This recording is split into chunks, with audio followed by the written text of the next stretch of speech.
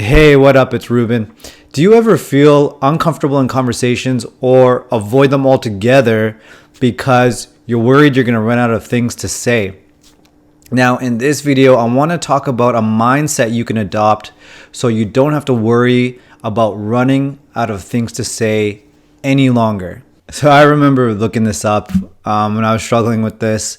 The advice I was given was ask lots of questions. Ask a lot of questions and be genuinely interested in what the other person is saying and listen intently, smile. Or I remember I got this social confidence course and the strategy or the technique was offers. They called it offers. So the person makes a statement. I went on a trip to China, for example. And there's the statement. You pick one word from the statement, the offer. So you pick the word trip. I went on a trip to China. And to keep the conversation, you start talking about trips. You take the word trip. Oh, I love trips. Don't you just love the feeling of going on trips? And you go off on a tangent on that. And that would keep the conversation rolling. But I remember whenever I was doing that, just the fact of just the feeling of having a strategy in my head, there was this incongruence inside me here. Like I never felt authentic. It never felt real. And so I would do it for a bit and then I'd regress back to just not wanting to small talk or not wanting to engage with people. And I found out what worked for me to eventually not stop having that worry was to start communicating more through my body, right? So there's different levels of communication, right? There's the words that you're saying. There's body language. So you're going to be moving your body, moving your hands. And there's the intention behind all of that. So different intentions is going to come out in the tonality of the words. You could say the same word like, hey, it's more friendly, or hey, like the intention, the intention, it could be friendly. The intention could be to assert yourself. So the intention's a big thing. The intention is going to influence the tone of your words. It's going to influence your body language, like hey or hey, right? So the intention is the big thing. And also, when I picked up on this last method of communication, it was a game changer. So there's actually words, body language, intentions, and then there's an energy. There's an energetic vibe. There's an overall vibe to the communication. So when you are communicating with somebody, in contact with somebody, your nervous systems are actually joined together. And most people aren't aware of this, but your body's sensing that other person's energy. It's the way we've evolved to be social creatures. It's served for us to survive and essentially evolve into what we are today. So if we didn't have that sort of bullshit detecting kind of sensing ability, we wouldn't have made it to here. So we also have that fourth level, which is absolutely crucial. Now, why is this important? Because all four levels, the words, your body language, your intentionality, and your overall vibe, your energy, it's all got to be in alignment for you to feel authentic and for you to not have that worry of wanting to say certain things or running out of things to say. So what I found that worked for myself, that's a real game changer. It really helped me overcome that, was not worrying too much about the first two levels. So the words, I don't know what I'm doing with my fingers, but so the words and the body language, the intentionality, energy, and vibe. Don't worry about the words too much. Don't focus too much on what you're saying. And don't focus too much on using your body to do certain things, like trying to express and things like that. I found that if I focused most on the intentionality and I focused more on the vibe, then these two things would, the words in the body would take care of itself, the body language. Now, I'll give you an example. So I call this staying in the pocket. So just like a boxer, think of a boxer. If a boxer's too far and he's throwing his punches, nothing's going to land. So this would be if you were completely disconnected emotionally and energetically, you didn't have an intention to connect with the other person. Or say if the boxer is too close, like way too close, and he's in tight, he can't get off his punches, right? He can't get off his punches, and that would be like being too attached to the words. Way too attached to the words that you're just overthinking every little thing and trying to get the words perfect, what you're saying perfect. That's in too close. So you want to stay in the middle, in the pocket.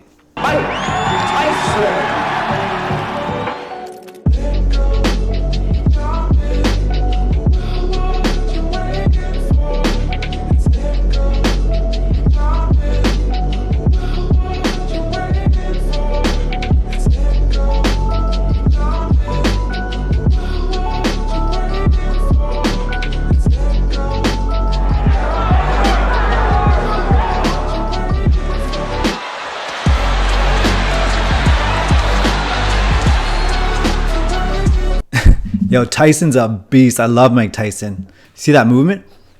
Woo! Okay.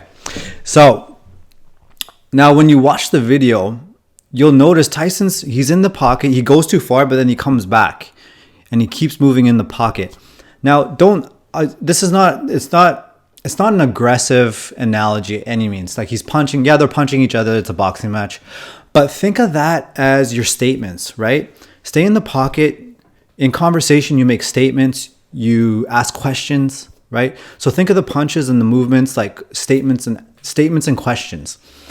And when you can stay in the pocket and you can stay in that comfortable middle ground, not get hit, not get too sensitive, too offended, not too attached to other people's words, that's when you'll start to really break through this thing. Now, how do you do that? I'm going to show you a little hack here. So I had this pattern. So whenever I was feeling like I was being disapproved or being judged, I had this pattern in my body. I would do this always. This is my go-to.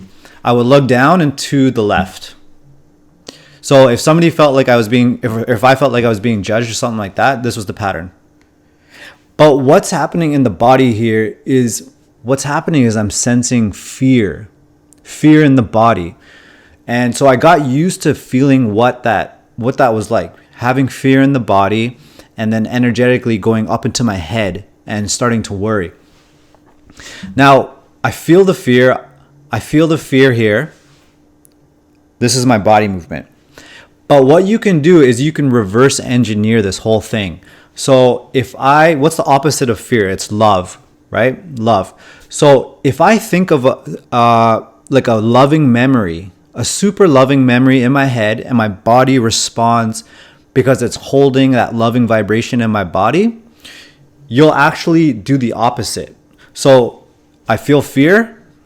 Now I have that loving memory, that loving vibration in my body. And right away, I want to engage right away.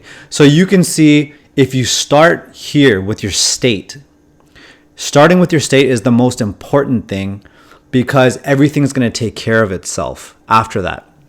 Because picture, if I'm here, I have that loving vibe, right away I want to connect, I want to talk.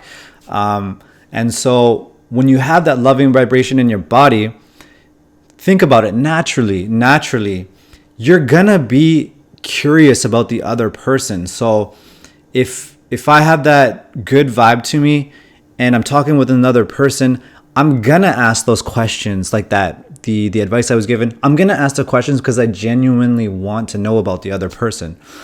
Or if I have that intention of wanting to connect with that person, I'm going to find common ground, which is what the offers technique was, right? But the key is starting here, guys. Start with the body. Start with your state. We call it the state, your inner state. And it's extremely crucial because your state transmits. So it doesn't matter what you're saying, right? As I mentioned earlier, us human beings have that bullshit detector built in. Our nervous systems are connected. They can sense the state you're in here. And so this is extremely crucial, because no matter what you say with your mouth, if you're being perfectionistic, saying you're thinking the perfect lines, if their nervous system picks up on that you're feeling intense fear here, or you're being judgmental here, or you just don't have your intentions are not to connect, they will sense it with their nervous system. And which is why it's extremely important to start from the inside here. Start with your state. And next time you go into a conversation, focus on having that loving memory inside of you. Get into that state, get into that vibration, have that energy, that emotion, that vibration running through your body, and have the intentionality to connect with that person.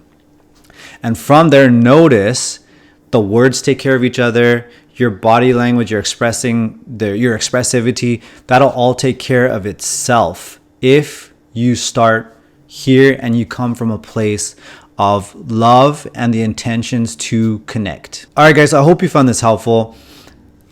Go out there, have fun, experiment. Don't push it too hard, like you have to talk to 30 strangers or anything like that. But just go out there, be curious, and notice what's happening inside of you, and take note of what you create in your life when you come from that good state, that good loving state here. Note what you create for yourself. Now, if you did find the video helpful, what you can do is join my private Facebook group. I'll link it below the video, and it's got videos, articles, just a ton of information that's going to help you conquer this thing for good. And we're keeping the quality high. It's not a place where people just go and vent. It's going to be really good conversations and a place of deep support for each other in that group. So I look forward to seeing you on the inside. Talk to you soon.